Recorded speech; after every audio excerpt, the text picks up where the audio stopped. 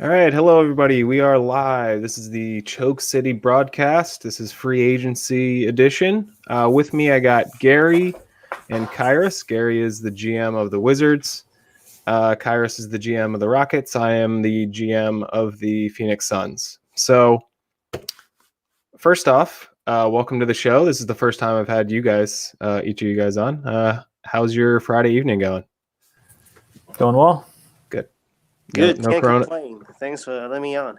Yeah, no problem. No coronavirus or anything. That's good. Not Not yet. yet. So, all right. So let's start off with the rule changes. Wanted to get your guys' opinions before we get into free agency itself. So I broke it down to the major ones are we got blind offers. So no longer can you see each of the other teams, like what they're specifically bidding. You can just see that, the Miami Heat made an offer on Isaiah Taylor, but you can't see, whether it's $5, whether it's the max or what it is, until the player agents come in and they tell you the different interest levels. There's no more vague timelines, which is nice. There's supposed to be concrete, player agents will come in and they will say, hey, this player is going to make it. This player is interested in this team going to make a decision in 24 hours, 48 hours, whatever it is. There's a penalty for lowering offers, which is new. So if you're in a bidding war with a team, or you think you're in a bidding war with a team and another team drops out, if you then lower your offer, you will be deducted 10%, I believe Miles said, for the player interest automatically. And Kyrus brought up a good point in the forum. It's kind of vague what is lowering offer, if it's just like a per year basis or if it's an overall contract worth, like 4 years for 5 million versus 3 years for 6 million, like per year.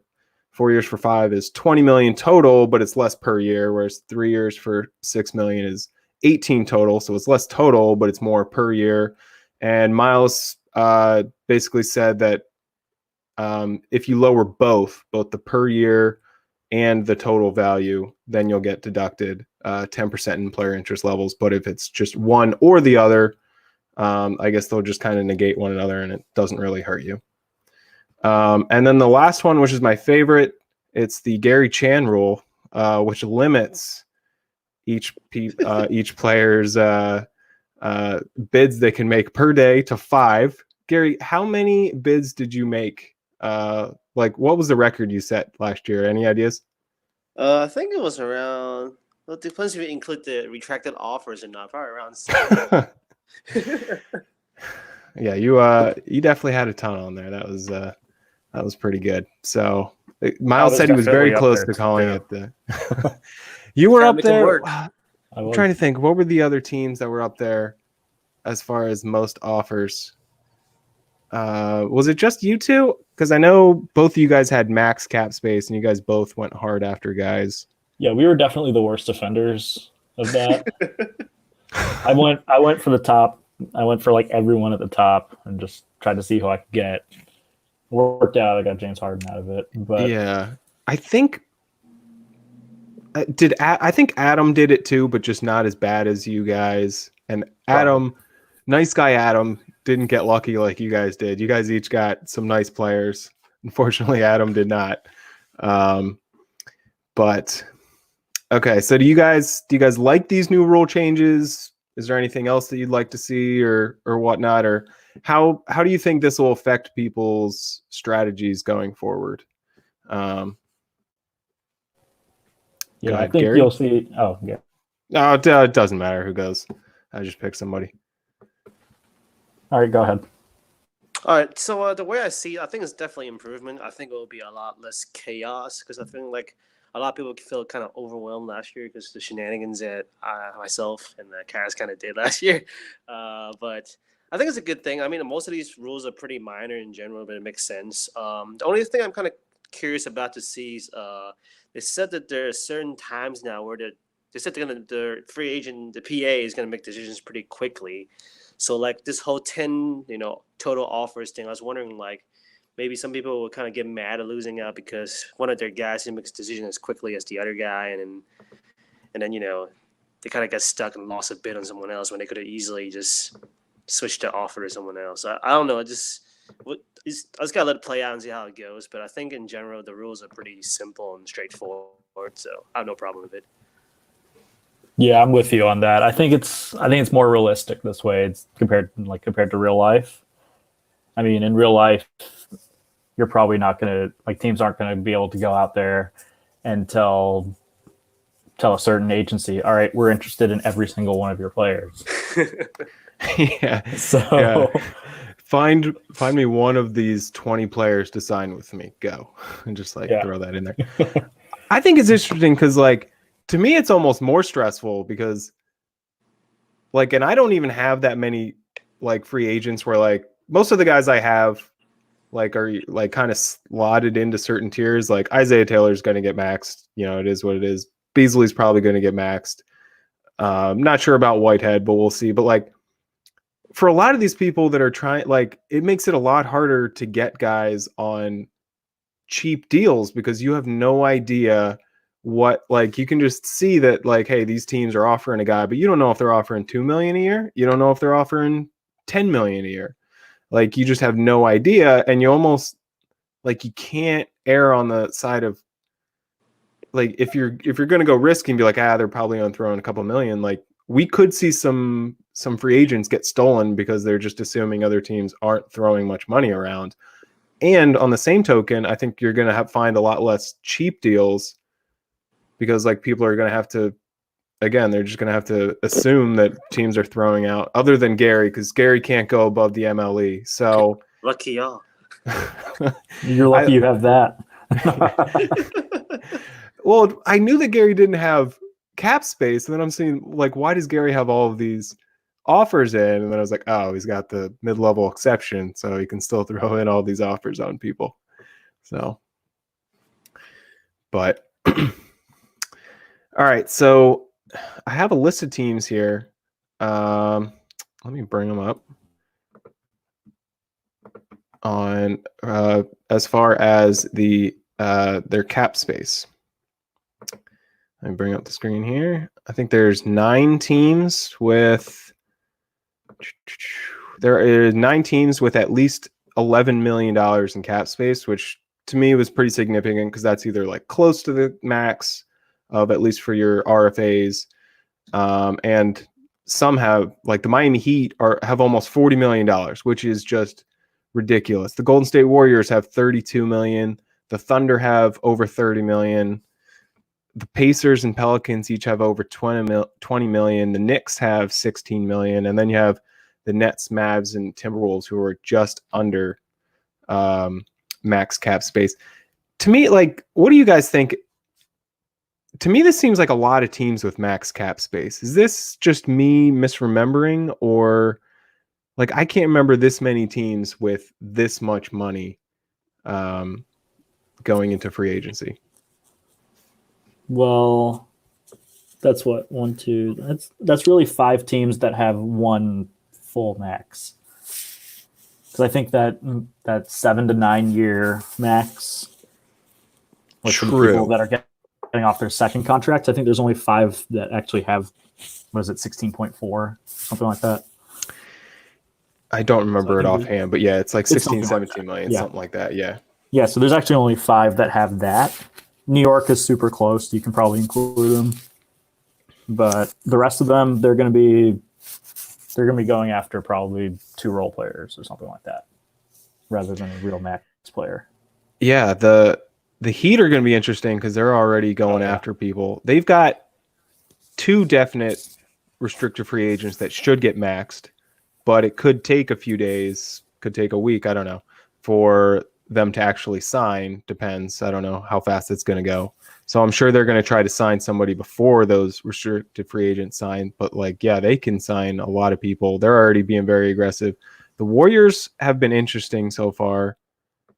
They've made 3 offers, one to Ellenson, who's their own restricted free agent, one to Larry Nance Jr., and one to Alexander Vezenkov. So they're interesting. They're going straight after a couple role players in Larry Nance and Vezenkov, which was interesting to me because you'd think someone with 32 million would go after the heavy hitters, but who knows? What do you guys think their strategy is so far? Yeah, I'm not really sure on that one. Makes a lot more sense for them to go after big fish, like you said. Kind of a puzzling move there, going after people who are probably, I think Lance or Larry Nance and Vezenkov should probably be like 5 million or less.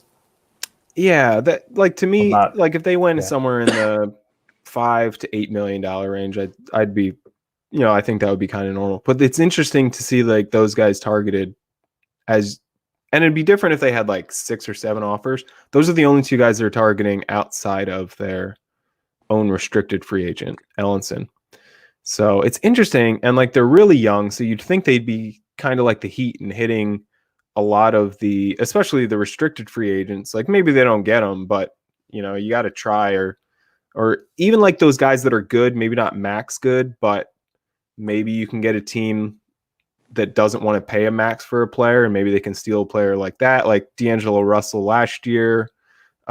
Jake Layman got stolen a couple years ago. Like just trying to find a team that's not willing to spend a max on a guy. So it's interesting. Ryan almost came on the show, but he is sick. So yeah, hopefully he's got a cold. So hopefully he can recover quickly. But it would have been interesting to ask him to see what his, I don't know how truthful he would have been, but it would have been interesting just to see his thought process. Yeah. I think it could just be because like maybe he just want to have like a really slow, clean rebuild where he just focus on role players and just focus on drafting. I think that might be one route he's taking. Just kind of slowly build his guys because all those guys he went after, I think except Nans, are all pretty young and still developing. So maybe he just want to go a slow young route and just maybe next year they expect to suck again and then get a good pick and then draft another. Maybe hope to hit like a Zion talent or something. So I don't know. Yeah, that is true. Vezenkov is one of the younger unrestricted free agents because he was a 2nd-round pick. Yep. So maybe that's why he was looking after him. That's a good point, Gary. That probably is actually. And everybody's talking about the new engine and shooting. I think all those guys can shoot the 3-ball pretty well. So. Yeah, Vezenkov is a great shooter. He is a great shooter. He wasn't quite a starter on Atlanta. I think he played like 6th man minutes or so, which isn't too bad. But going to the new engine, he could look good. The interesting thing too about the Warriors is they could have had even more. They took on Nerlens Noel, who's he like making like $18-19 million this year? Yep. Something like that. So they could have had $50 million in cap space. So yeah, they like lost their entire team in free agency, which I thought was, they lost like pretty much their entire team. So they've just got like a couple people like Dozier. I'm trying to think who else they have. Just a couple guys that they drafted. I don't even think they have anybody. Yeah, they've got Dozier, Welsh, Zaire Smith that they drafted this year. Kobe White. They did just pick up Met too. He looks pretty interesting. So yeah, they're an interesting young team, and so all right. So let's go into some of the different players. Do you guys have? To me, I was trying to go through a list here of all the players that could like potentially go for maxes. To me, this isn't a free agency with like a ton of definite maxes. The only 2 that I kind of colored in, and they're not even definitive maxes, but I colored them as kind of like tier 1. But I have like Andrew Wiggins and Joel Embiid. Of course, they're both on Magic restricted free agents, but to me, those were like the 2 because of their age and like production ability. Like they're some of the younger UFAs. Embiid's only 27. Wiggins is only 28. Like there's some other guys that are really good, but they're like 31, 32. Probably not going to get your full maxes. Did you guys see anybody in your time so far? Because I know you guys are both active in free agency that you guys think will get maxes.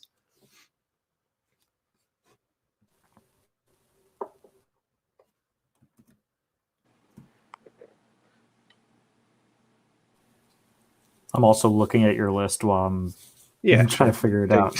Yeah. Honestly, I feel like the UFA I could see. is pretty weak in general. Good. Yeah. Yeah. Just not really guys that I will throw a max at, honestly. Even if I have money from last year, I wouldn't really throw at any guy. Maybe Wiggins.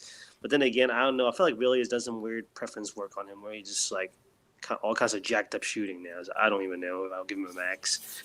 Yeah, I think that's all going to be totally different now because, everyone's getting converted to new engine.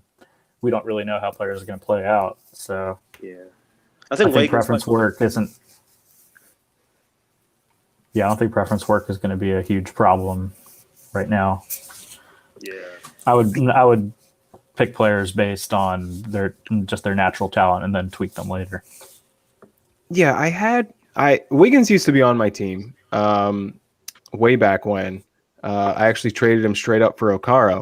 But did you draft him? I drafted Wiggins, number 2 overall. Well, I had to trade up to get him, but I traded up to number 2 overall to pick him, had him for a couple years, and then ended up trading him for Okaro. And Wiggins is a really good all-around player.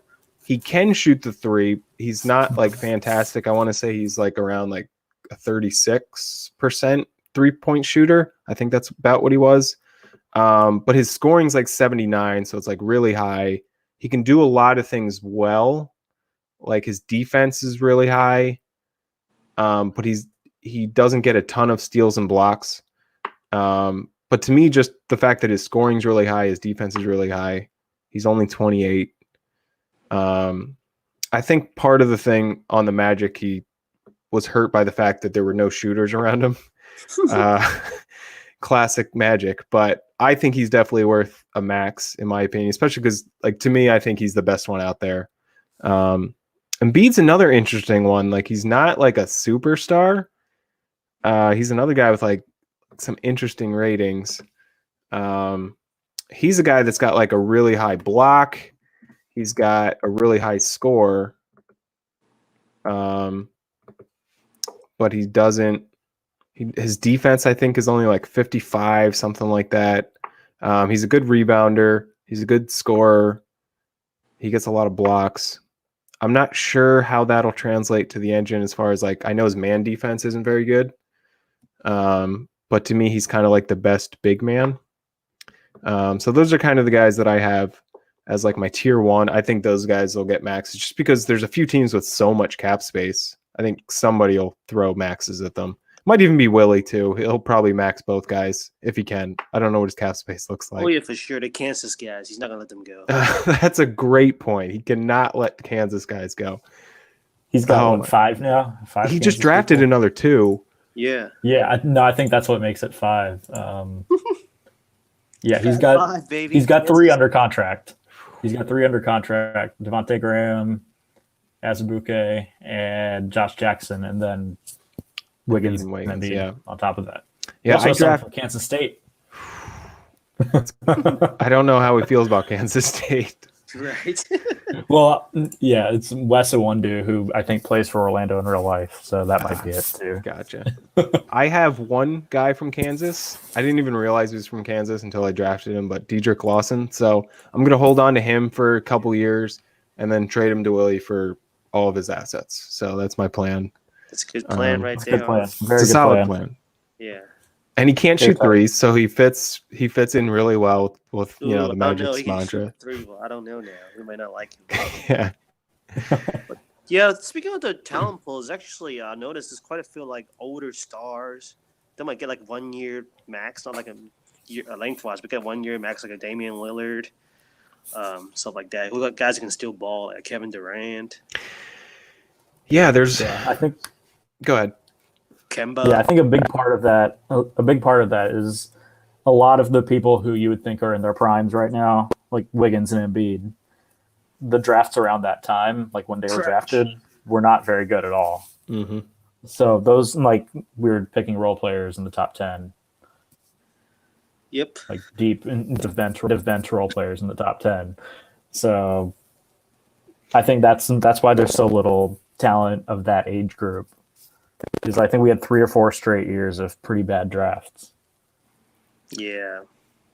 So that's why you have a lot of older stars, and stuff like that. And then then you've once just you get got off like the few players that were way at the top. So Yeah, we had the one super draft where like you were getting superstars still into the second round. That was like the very first one. That was the one where with like Jabari Parker, Dante Exum, Okaro was in that one. Bryce Cotton was in that one. Mm-hmm. Isaiah Austin was in that one. Like there was that one, Richard Solomon was in that one. Like there were so many superstars that in that one one. had real starters down to the 30s, if I Oh my remember gosh. correctly. Adrian Payne was like a middle of the second rounder. Wow. And it's and then I think the draft team, I mean, there's a learning curve, and like I think the draft team at the time like tried to compensate for that by making some crappy drafts after that. And I think that's what we're seeing now in this one, because I think like Willie Cauley-Stein, I think, was in that draft, and he's pretty good. We're talking about a Wizards player here. I don't want to drive up his value too much. Sorry, I don't remember if Harrell was in that draft or not, but like there's some Nick Stauskas, I think, was in this draft. He was. Nick Stauskas was definitely in Wiggins' draft. Jake Layman, I think, is really good. I was kind of surprised to see the Heat decline their team option on Layman, just because I think he's going to be good in the new engine. He was a max player, I think. Yeah, he stole Layman away from the Nets by max. Yeah. Yep. Mm-hmm. I think a max was just way too much for them. It was, and I guess he wanted the cap space to try to get a better player. But like the interesting thing about Layman, like I thought Layman was going to become better in the new engine because he's a really good shooter. I don't remember what his scoring rating is, but I think it's in the 60s. Yes. I think he's like a 40% 3-point shooter, 40% jump shooter. Like he's pretty good shooter all around. He's not going to be a guy that scores you like 20 points, but yeah, there's like a few guys that I think could get a bunch of money that like maybe around like 8 to 10 million, maybe a little bit more. Stauskas, I think, is going to be really freaking good in the new engine. Because his scoring is in the 70s, I think, and he's a really good 3-point shooter. Yeah, he could be. I think he could be like a mini Levine in the new engine. Yeah, I can definitely see that. Like especially in the new engine where like you can hide bad defenders. I think you're going to see a lot of these sharpshooters that were like sixth men, like one of my guys, Beasley, like those type of players. Like you can hide them a lot easier because you don't have to put them up against like Kevin Durant or someone like that. Like you can put them against some of the crappier offensive players on the other team, so they're not getting abused quite as bad. Yeah, Justin Anderson is an interesting one. Yeah, Gary Harris, Nick Stauskas, Layman, Anderson, Harrell, and Willie Cauley-Stein. Those are the kind of guys that I see as like kind of like wild cards. I could see them getting like $10 million, like someone really falling in love with them, seeing this guy as like being the final piece to their puzzle to try to make a run the next few years. But I also wouldn't be surprised if I saw, some of these guys go for maybe a little cheaper, like maybe like 6.5, 7 million, because you don't really know what the different teams are gonna be offering there. Yeah, I can see Anderson a step above the others. I think because he's a 3-and-D guy that's always in demand. I think he's a very good defender. I think he's coming off a $12 million contract, somewhere around there. Yeah, it's somewhere around there because I've tried to trade for him many times. Yes. Yeah. So he's somewhere around there. I think he's going to stay around there. I think he'll get 11, 12, 13. I know the Knicks definitely want to re-sign him, but I have no idea what he's going to offer for him. I think somebody else. Gary put in an offer for Justin Anderson. I wonder how much that was for. I wonder who. So far, the Knicks and the Wizards are the only ones that have put in for Anderson, but it's still very early. Yeah. Harrell, I think, is a very underrated player. He was one of the big guys on the Spurs that made them become really good really quickly. Yeah, he was tough to contain this year. he's just one of those guys Especially because with he all was the on the. shooters. I remember he was on the Pistons for so long, Yep. and he was one of those guys. Like he wasn't Kemba Walker, he wasn't these big name guys. Hassan Whiteside, like the big name guys on the Pistons, but he's like that guy that's on any other team, he'd be the second or third best player. But on the Pistons, he's like the fifth best player, and you just don't notice him.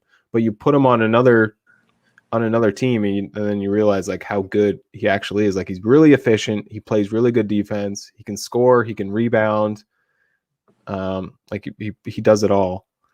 Yeah. So He plays like a real life Trez. good point there. Pretty Yeah, then similar, actually, then there's a bunch of like 1 year like quality rental guys that you guys were touched on. There's a lot of point guards, which is interesting for like the rentals, like the Kembas, the Rubios, the Lillards. I think they'll get a lot of money, but for like 1 years. Kevin Durant killed me in the playoffs last year when he was with the Blazers. So I know he still has a lot of game, and his scoring is still 76. Like, how high was it that it's still at 76 at age Like 30? 80 I now. want to say it was in the 90s, like when he was actually putting up 40 a game. He was like in the mid 90s, I think. If He was a didn't good get- 5 or 6 points higher than James Harden. If He was didn't way get up those there. injuries, Yeah. I think he would have been. If Yeah. not the best. Like he was up there with like Paul George and Anthony Davis as like the best players in the game. He just kept I getting think injured. I think if he had better teams around him, he would have been considered the best. Yeah. That's the way I see it. Look at his old stats. Like he had like a 40-point per game season. Like, what It was like a near That's 40-point like- triple double, if I remember. It was Oh my gosh. that was Andy's team, right? yeah. He ran him like When he was 40 with the minutes a game, Blazers? point guard. Oh, I remember that. Oh right, yeah. That's our first year here in CSL. I was like, what the heck is wrong with this? Oh man. Hey, if I was tanking and I had Kevin Durant, I'd throw him there for 42 minutes, and I'd also He could have looked like a genius if it give him worked. all the numbers. Yeah, Steph he Curry's averaged getting 8 up there. assists that 1 year. Did he really? He averaged 8 assists? Uh-huh. Yeah. He How many turnovers? right before 5. Yeah, that's so many. But yeah, and so he played 39. Okay, it was like the half season after he got traded from San Antonio to Portland. During that half season in San Antonio, he averaged 42 a game. And then Portland, his numbers went down to 38, 9, and 8. With 1.5 steals, 1.5 blocks, playing 46 God. minutes. You just like don't realize how dominant he was because he was never on like. Well, he was also playing 46 minutes a game. Oh my gosh. So That's what's No incredible. wonder he has He was able to injury last that issues. long. that's literally a time and a half to anybody in this injury. Poor Kevin. No wonder he's had so many injury issues. Like he got run into Yeah. the ground. Oh man. Steph Curry's getting up there in age. He's 36. He still looks yeah. decent. Like he'd still be a good guy off the bench. He's gonna shoot the ball well. His scoring's still in the 60s, and he can shoot like 42, 43%. Yeah. You got Westbrook. You got Klay Thompson. Klay Thompson's going to be an interesting one. Yeah, I was just gonna say the same thing because like he got traded for a first rounder just last year, so clearly he still has a lot of value. He's got a little less value this year than last year, but for a team going into the new engine with shooting's a big thing, I think a lot of these rental guys could put people over the top. At the same time, Klay Thompson's defense is horrendous now. It's like Is it really? What's it down It's- to? Yeah, it's his defense is 47. Yeah. Steals 59. Wow. Well, he was never that high to begin with. No, you're right. It was I think he can I steal the I ball. looked at bringing him back. I looked at bringing him back this past year, but I figured there was no chance I'd re-sign him for anything decent. So, Oh man. Oh, and we can't forget Russell Westbrook. Yep. He's a free agent. yep, he's still going to be pretty good. He is. Yeah. He's not quite the god that he was for a few years there in Sacramento. We finally saw him slip a little bit this past year, but man, when he took the Kings to to the two championships. He was just unbelievable. Like last year, so when the Kings won, like Westbrook was unstoppable in the playoffs. He just turned it up a notch and just was killing teams. I kept thinking, because so that would have been, he would have been 33 at the time. He was playing Westbrook at point guard, and I thought, like I'll be able to stop him with like some of my point guards, like TJ McConnell. Like I was just putting guys that like have good defense. I'm like, okay, they should like contain Westbrook. No, he just destroyed whoever I put on him. Even at point guard, like his handling wasn't even that great at the time, but it was good enough.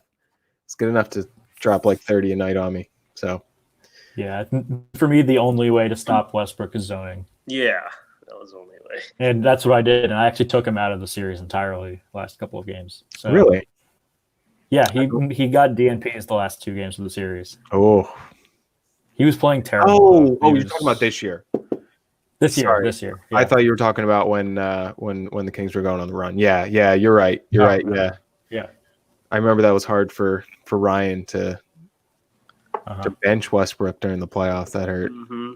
Yeah. Well, because the zone just keeps him out on the perimeter, stops him from getting any kind of foul shots, and then he didn't shoot well from the perimeter. Yeah. So I think I got lucky that he didn't have at least one game where he just busted through the zone and got 30 anyway, because he's still capable of that. He didn't have one of those games, and I'm pretty fortunate for that. But yeah, you never know when he's just going to go off like that. I included CJ McCollum on this list.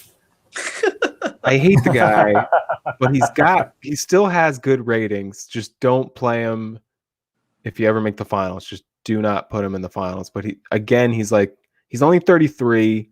He's still, I think he's like a mid-60s scorer, mid-60s defender. So he's like good. I think he'd be a good guy to have off the bench as a rental if you need a shooter for certain lineups that you have. That, and I think an interesting guy will be Terrence Jones, a guy that was on my team last year. In the new engine where you can match up defenders, I think guys like that will be really interesting, where like you can insert him in a lineup and put him against the other team's best big or whatever and see how they do. So I'll be curious to see what he goes for. He's getting up there in age. He just started his decline at age 32. If I could bring him back, I would, but yeah, you had TJ McConnell, Vince Hunter, and Terrence Jones. I feel like I was trying to get those guys for a while. I remember they're just kind of sitting on your bench chilling. I was like, man, those guys are really useful right now.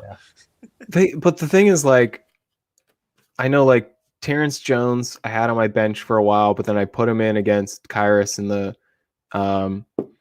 in our matchup in the conference finals. Like I have these guys and I don't use them a lot, but then I will use them like at different points. I know in the finals too, I used Mamadou and Ndaye, who like I hadn't used like the entire playoffs, but I was just getting killed so much on the rebounds. Like having depth helps a lot. Like, yeah, in the playoffs, you go to a small rotation of like 8 players, but having guys that you can just plug in, like Terrence Jones, like eventually with Kyrus, like I was just like, screw this. I'm just going to go all defense and just try to create a bunch of turnovers. And in the finals with the Bulls, he hurt you the one game, but then you won 2 games 5 and 6. I think if Game 7 wasn't at home, the end of our series was such a shit show. Like, what was the score? Like 70 something, 70 something. Like I held you to 80 and still lost. I was thinking over that. 2 of the best offensive teams in the game were playing the ugliest games ever at the end. But oh my god, yeah, 74 to 80 was the final score of that game. I think if you look at my scores, if I remember correctly, they went down every single game, including Game 7. But luckily, my defense held out. But yeah, that looks right. Yeah. All right, let's move on to restricted free agents, which this is the interesting part of the list. Yeah, is the opposite of loaded the unrestricted free agents, where like we have bad unrestricted free agents because it was a bad draft class when that one was coming out, but the restricted free agents, holy crap, it's loaded. Yeah, that was the draft where I think we just said, all right, Ben Simmons at the top, and let's have like 30 role players. Yeah. That's kind of what it ended up being. Yeah. Actually, if I remember correctly, I didn't have that much of a say in this draft, but Well, there was Milos too. yeah. He's definitely not a role player. You should know that, Gary. He's a Bro, player. Can't get over the hump. I got lucky with Isaiah. He had that scoring boost. Beasley didn't do much his first couple years, but he came on later. Simmons has obviously been a beast the entire time. Scal is really freaking good. I think he's underrated because he's on the Celtics, who have so many other good players. But he's another one of those players that I think if they were on like just an average team, he'd be their best player because his scoring's like 80. He's pretty efficient. He's not bad defensively, like he's solid there. And then you have Josh Smith, who's Mountain Man. Is he still like 380 pounds? I don't even know if the Heat have been trying to make him lose weight at all. I don't think so. I think it's still Might have gained weight. I don't know. Oh, I would have made him gain weight, honestly. I want to see how heavy he can get. All right. So with this free agency, do you guys think, like, even last year I was looking, there was a lot of good players that didn't get max money that I thought should have. But I think, again, because you could see what everyone was bidding, that a lot of these, like, I know the Pistons got Murray. He should have been maxed, but they got him at a slight discount. There were a couple other guys. Whereas this one, because they're blind offers, I'm hoping that makes it more realistic because, like, you think about the NBA, there's like a whole list of people that like will get maxes no matter what.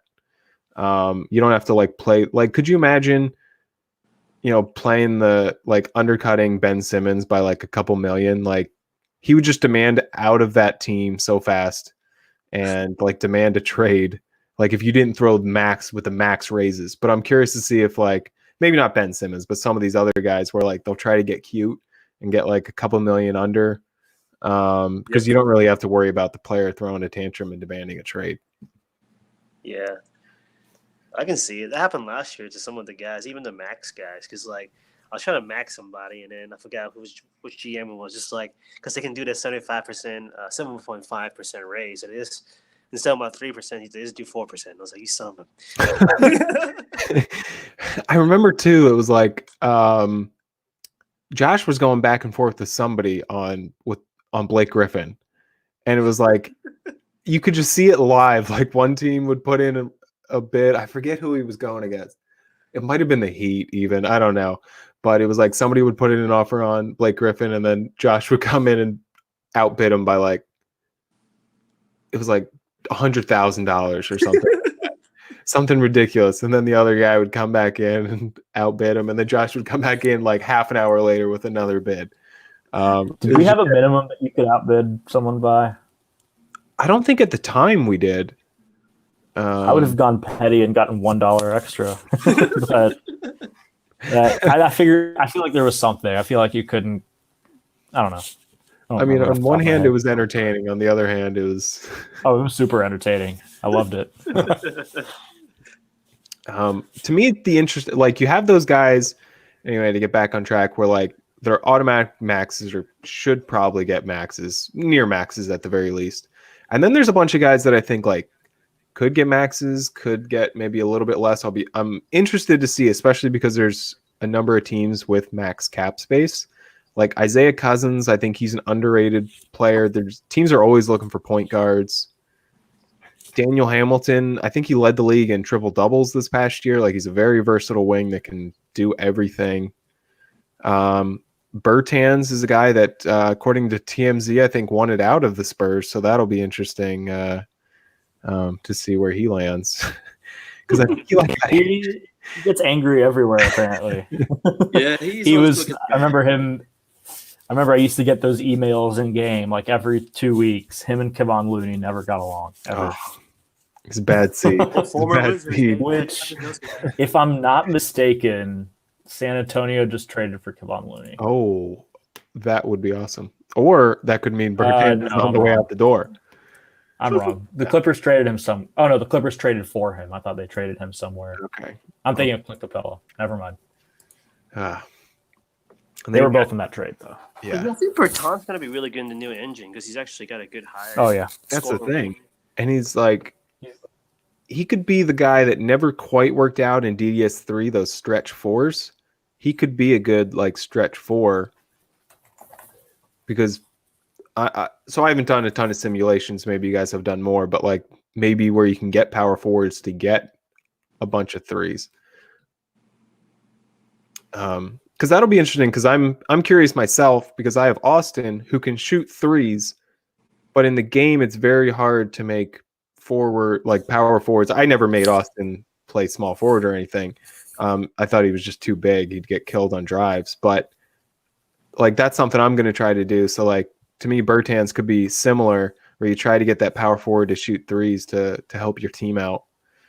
He could be an interesting experiment because his scoring is really high. I think it's 70s, right? 70. Mid Yeah, he got the 70s, yep. 10, so yeah. Yeah. So when I had him here, what I tried to do is just only threes. So no matter, I think centers you won't be able to get to shoot threes much, but power forwards, if you max out their threes, they'll still shoot a lot. Okay. In DDS3.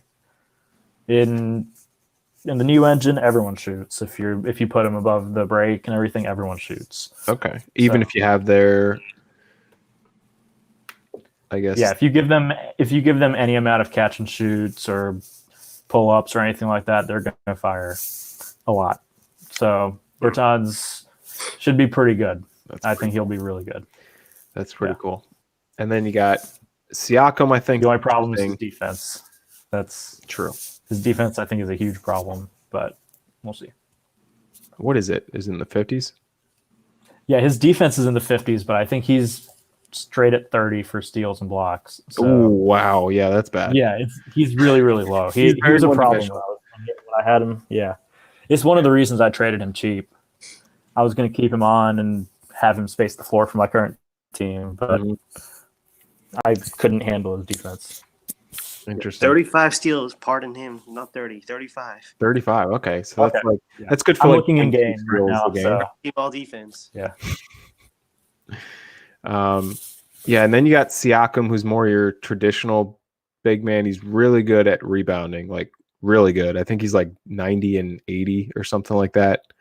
Doesn't shoot very much, so he's like he's a role player, but he's very good at what he does.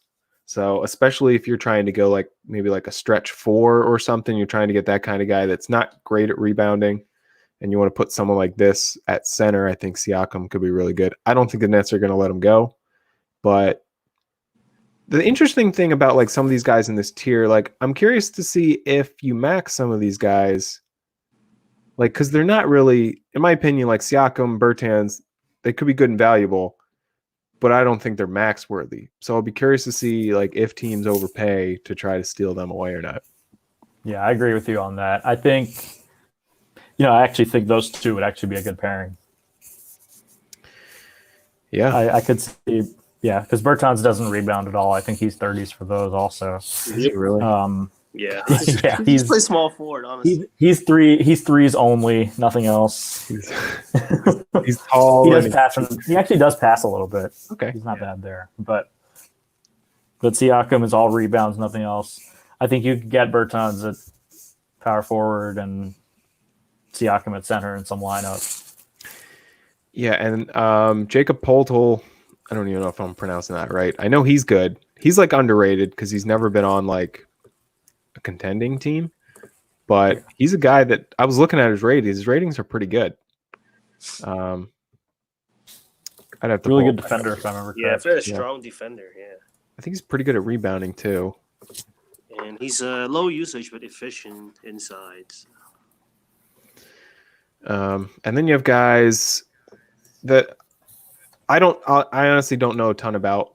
Bender. Like I've never been a huge Bender fan.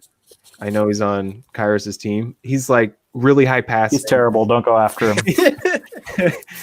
Somebody else made an offer already on Bender. They did. Indiana, if I remember. Yeah, Indiana. All the Pacers. They went after all the big names. Went for like the top 5 in that draft. Yeah, that was except for Taylor. They didn't go after Taylor. But Didn't go after Taylor. everyone else, I think they went. Oh, that's all right. all the Silo big already ones. went after Taylor, so I guess he figured he did that too. Indiana, if you're listening, this is a reminder. That's a smart play by. I don't think they're coordinating, but if they're like, if some of these guys are looking at like, oh, like, okay, the Heat are going after Taylor and Scal, then the Pacers can go after different guys so that you're targeting, it's not always the same guy. That way you're not getting like some crazy good deals because some guys are falling by the wayside. Because, the Pacers have gone after Josh Smith, Simmons, Beasley, Hamilton, Bender. I'm assuming they're all maxes. I don't know for sure. And then you have the Heat went after Isaiah, Scal. You go after anybody else? Oh, Milos. You went after Milos. So, they're going after different guys. So that's interesting that they're not targeting the same guys. That's yeah. That is interesting. Another one that I'm personally interested. I'm interested to see if Joe Ingles gets a big contract. Yeah, he's he's a top end man defender. He's like an insane passer and a good 3-point shooter. He doesn't do anything else. He's also a little older. Those three. He's like Yeah, 30. he's 30. Oh wow, he's 30. Yeah, He's 30. Yeah, he's 30 years old. Yeah, I still think he'll get a big contract though. He's someone that if I had cap, I'd go after. Yeah. He's kind of my kind of player. But if you remember, I was trying to trade into that draft like crazy to try to get him. I remember people were either really high on Ingles or really low on Ingles. Yeah. Partly because he was older. He was only good at a couple things, but he was like really good at those things. Like I said, really good man defender, really good shooter. He doesn't shoot quite as much as you'd like, but he's like a really good passer. Like he was one of those. I think he's a pretty decent rebounder, if I'm not mistaken. At least for a wing. Yeah, he's average. Okay. But yeah, no, there's honestly, I couldn't tell you what a lot of these guys are going to go for. Like Gary Payton, he's kind of similar, only like in point guard form, where he's a good passer, ball handler. He can shoot threes. He's a good man defender, so he's like kind of similar to Ingles in that fashion. He's not very good blocks. I drafted Payton actually. That's right. I had him rookie. Yeah, I had him his rookie season, and then had to trade him in my Exum Karl-Anthony Towns trade. Now, traded him to Atlanta. Did you have to trade into the draft to get him, or did you get him at the very end? Yes. I think I want to say I traded with Detroit to kind of get 2 late picks. Okay. I got Peyton and someone else in that draft. I think I don't even remember who I drafted with the other pick, but I think I got 2 late picks, and then one of them was Peyton, who I really liked. Mm-hmm. And then I think later that season I got Tyus Jones and kind of pushed Peyton. Like I was going to have Peyton back Jones up. And then I had to trade Peyton in the Karl-Anthony Towns trade. Yeah. But he was really good. He was kind of like my baseline of what you want in a starting point guard when you have other stars. Yeah. That's kind of the way I see it. He's good enough in every area that you can get by. He's still going to defer to your better options, but he's still going to be a good shooter, good enough defender. I think he's someone you really want on your bench. But TJ McConnell. Yeah, similar to TJ McConnell. Yeah. I don't think he quite has the handles, though. TJ was interesting. He would go back and forth between starting for me, and then at the end of his time with me, he was just a bench player. Some other people warned me. Like I talked to Ryan because he was on Sacramento for a while. He's like one of those guys that you always think is gonna. He kind of underperforms to his ratings. Like I knew he wouldn't shoot much because his scoring's low. He's actually fine as a ball handler. But his defense, he never really played up. Like when he would go up against top-notch point guards, he would lose every time, which was disappointing because you look at his ratings. And that surprises me. Yeah. That surprises me a little bit, yeah. He just got wrecked. I remember last year in particular, which is why I had to go after Shaq so hard. Like he went against Wall and got killed. And then Westbrook/Rubio in the next round against the Kings and got killed, both of those. So maybe it was just a bad couple series, but it was. I mean, those are really good players, so I don't want to take away from that. But I thought like he'd at least hold his own, like maybe every other game, like keep these guys to like manageable numbers. But he was just getting killed game after game. So I think he'd be a good like spot starter. Like if you have someone that gets injured during the regular season or something like that. But he was kind of underwhelming to me, at least by the end of my time. But that was just my opinion. But yeah, like even some of these guys, like after, Gary Payton, who I hope he gets max just because he's on the Heat, and I really want to see. I really want to see it. Like it's not going to happen, but if I had a max, I'd kind of do it just to get him away from the Heat. But Does Miami have roster space for? Okay, they do actually. I knew they I were was wondering pushing if they had hard, roster like, space leading up to free agency. Like I think like at one point his trade block was like any reasonable offer will be accepted that gives me a one extra roster space or something. Like that's a good point. How many roster spots does he have? He's got 10 under contract, and then he's got to fill Simmons and Smith. That's it, and then Peyton. Okay, and then he'll have two other. He has two max slots to use. So, okay. My guess is that he'll sign 3 good players, get Simmons and Smith back, and then have to let Peyton walk. That's interesting. I could see that, or maybe I don't even know how you say it. Ding Yanuhang maybe could get traded somewhere else. Oh, and free up a spot. I don't know. He doesn't really do anything for Miami, so I could see him moving on. Yeah, what is he going to be a restricted free agent next year, or what's his? Yeah, he's restricted next year. Next year. Oh, so I could definitely see him getting traded just to free up another roster spot, maybe. I know we talked about it a little bit on the CSL chat, but like his roster is ridiculous. No one on his roster has more than 3 years experience. Like, how is that possible? He's just got he trades off all the veterans every time. Trades off all the veterans, or he signs the veterans to 1-year deals. That's what he's going to do again this year too. I bet you. Like he did with Rubio, right? Yeah. Yeah, I mean, he's going to get a Lillard or Rubio again, or Westbrook. He might just get Westbrook this year for one year. For 1 year, that's a good point. Like, I wonder if he's going to price drive a lot of these guys until he gets. Maybe he'll get one, and he then knows that people are going to match like Milos and stuff like that. People are going to match regardless. So, and then I see him going hard after Steph Curry. I can see him just the extra shooter. He does have a thing for shooters.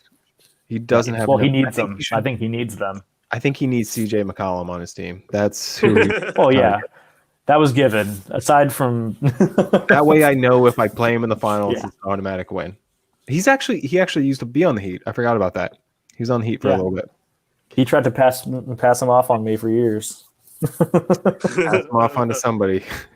Yeah, he did eventually, or he just let him expire. Actually, I think he's gonna let Gary Payton go. Because I remember my last year in the playoffs, won the 7 games with him. I just went zone hard against him. Payton shot like crap, and he didn't even play the playoffs this year. He didn't even play in the playoffs this year. Wow. He didn't play much all season. Yeah, Payton played 20.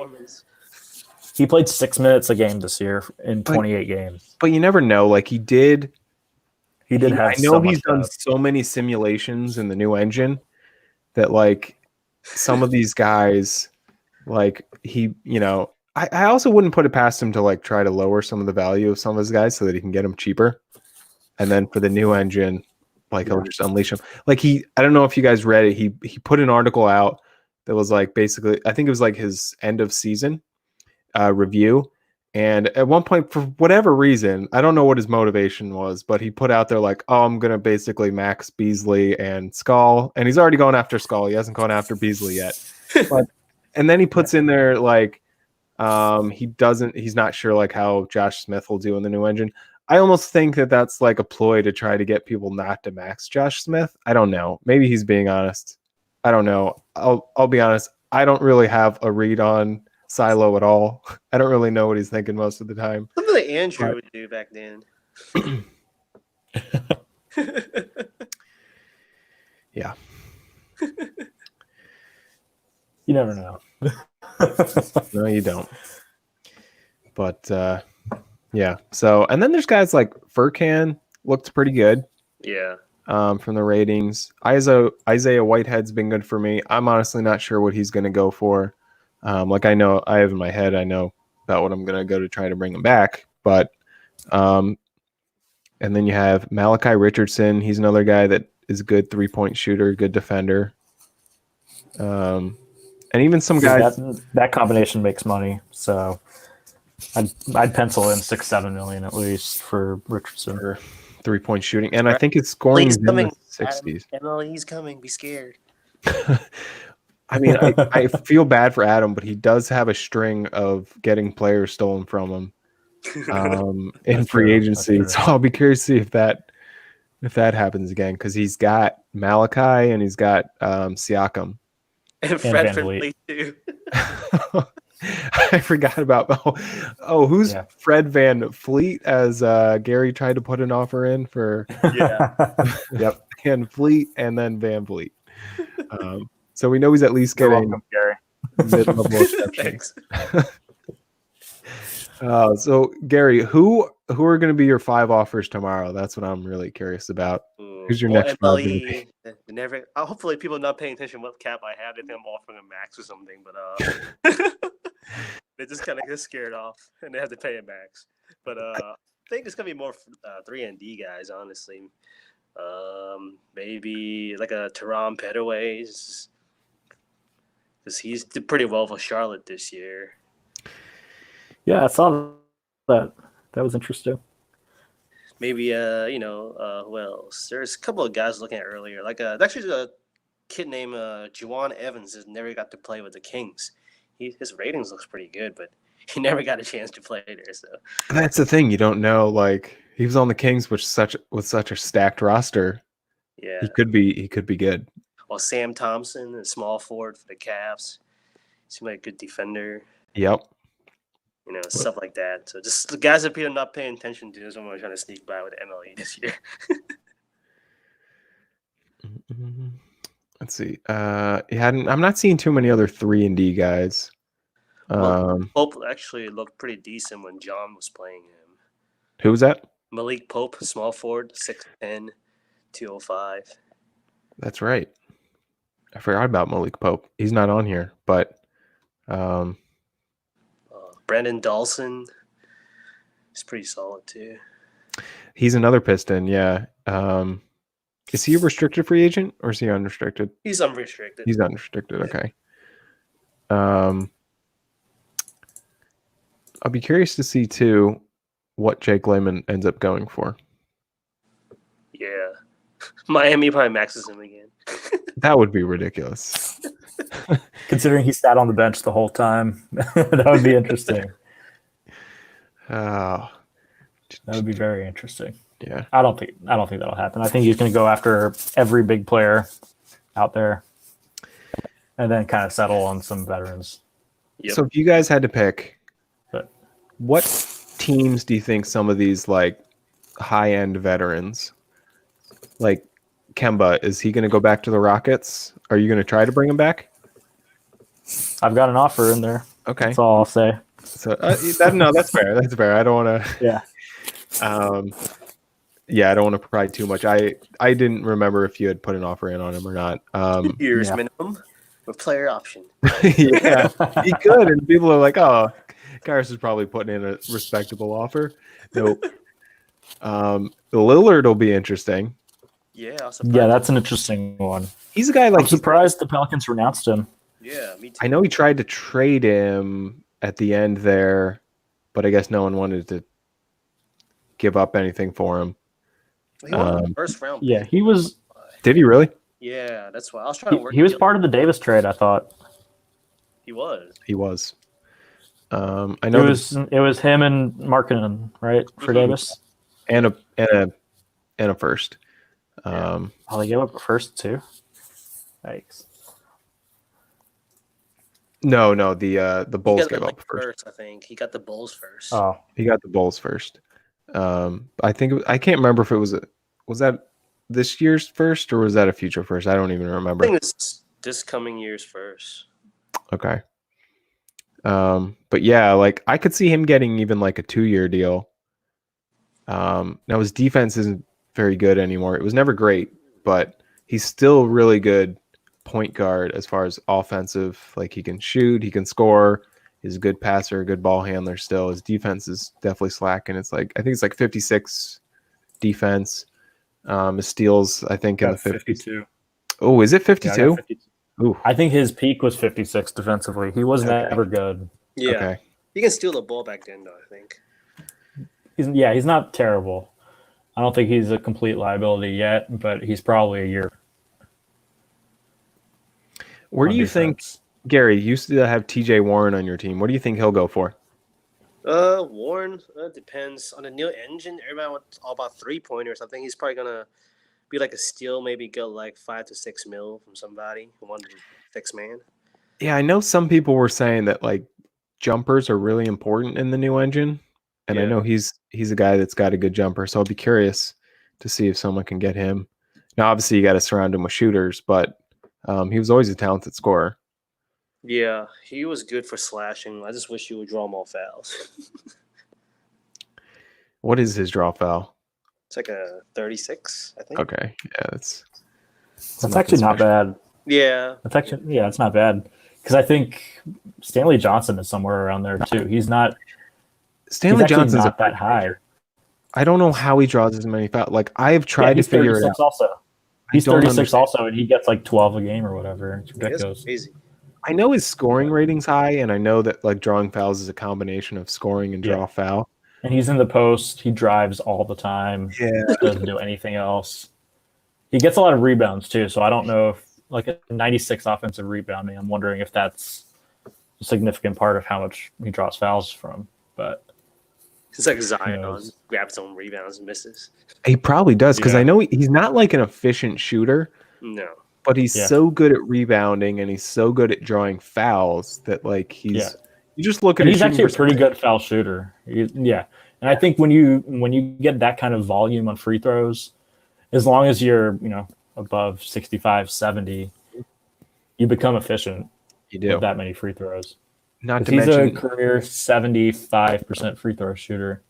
yeah. See, that's really good. And and shooting that much. That's And- on average, that's 1.5 points per possession. So that's about as sufficient as any shot you can get. Yep. It's like shooting Yeah. 50% from three. If you want to Yeah. think about it that way. That's yeah. So he's really good there. Plus, you get the added benefit of he fouls out a lot of people. Yep. Like that, I know that was an issue that I would have going against him. Like I'd put some of my good defenders on him, but they'd only last like 28 minutes before fouling out, and then he'd just go bananas on my backup. That's what made Oklahoma City so tough to guard back then when they had Klay Thompson and him. Klay Thompson, him, Bledsoe. Yeah, if you had to, if you were going to stop Stanley Johnson, you had to zone them a little bit. You can't zone Klay Thompson. So between Klay and Bledsoe, yeah. Oh, yeah, both of them. Yep. And he had MKG, so he had like a good defensive guy right next to him. Yep.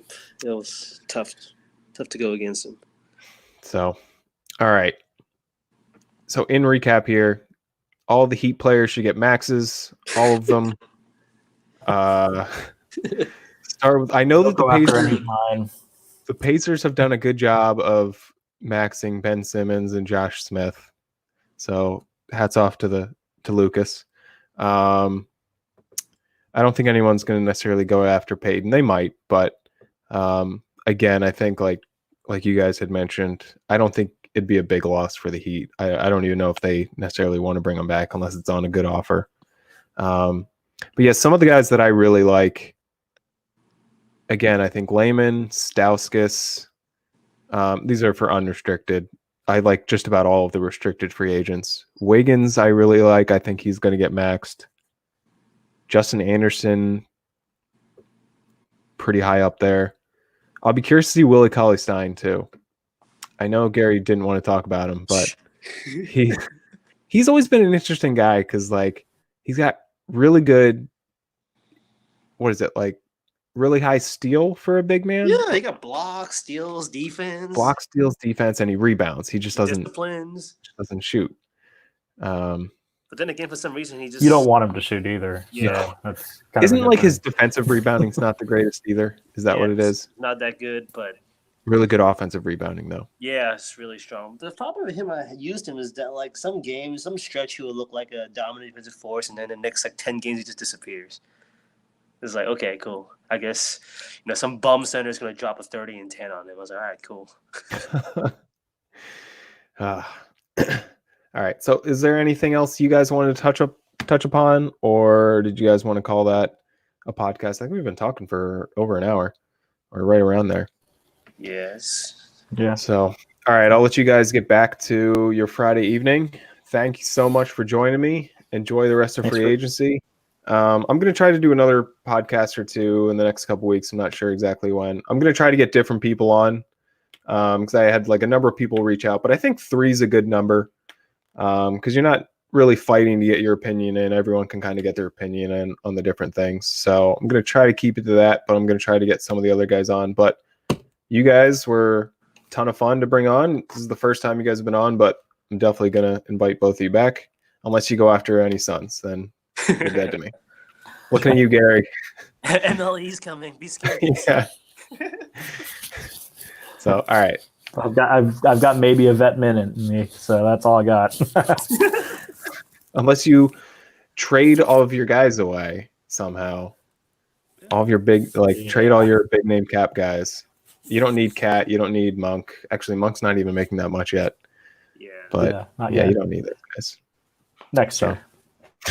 Yeah, you'll have that fun next year. So then the Heat will go after your guy next year. So I'm sure he will. Monk's gonna be a day one for him. He loves Monk. I mean, who doesn't? I freaking love that guy. Oh man, if you ever put him up for trade, I will give you not happening. I will give you my entire team. So, I will start over with just Monk and a bunch of scrubs and go from there.